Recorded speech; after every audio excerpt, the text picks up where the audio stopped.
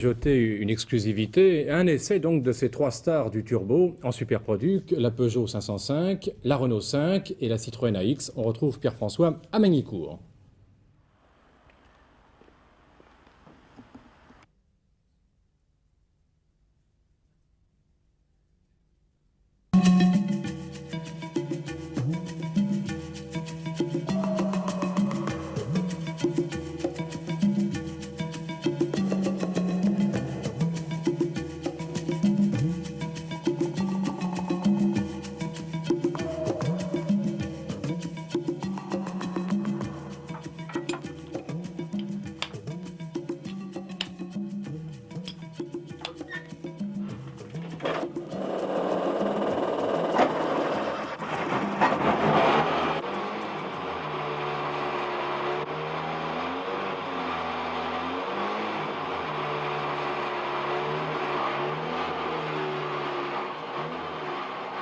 L'AX Sport de Jean-Pierre Jarier est la seule voiture française du championnat de France de production qui soit une traction avant.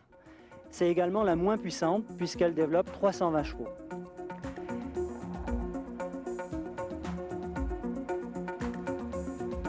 La R5 Turbo, conduite par Jean-Louis Bousquet et par Éric Comas, possède 100 chevaux de plus, mais elle a le handicap d'avoir 200 kg de poids supplémentaire.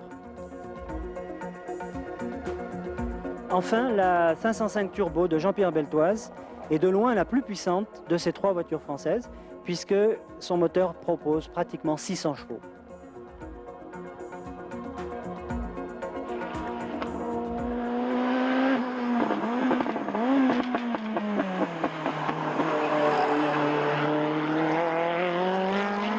Août 83 sur la piste d'Hockenheim.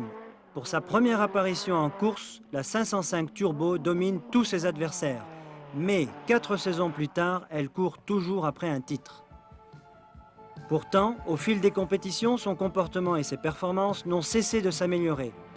Disposant d'une surpuissance à tous les régimes, cette 505 Turbo est un véritable régal à piloter, tant son efficacité et son équilibre parfait ressemblent à ceux d'un sport proto.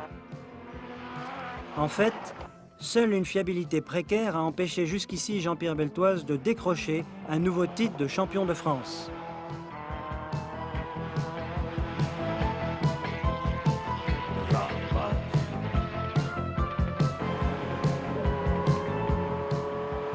Pour sa part, la R5 Turbo dispute seulement sa deuxième saison et à 2 épreuves de la fin du championnat, elle est en tête.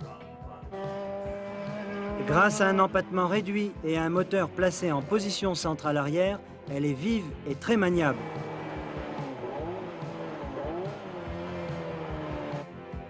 Ses circuits favoris sont donc plutôt tortueux et lents, comme celui de Monaco.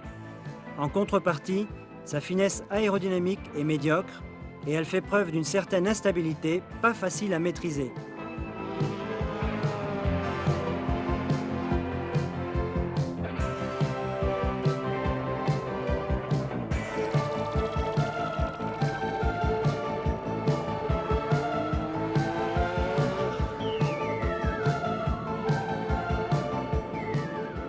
S'il existe une AX révolutionnaire, c'est bien celle-là. Le turbocompresseur et la direction à droite n'existent nulle part ailleurs. L'empattement, ultra court de 2,28 m et les 320 chevaux sur le seul train avant sont également rarissimes en compétition.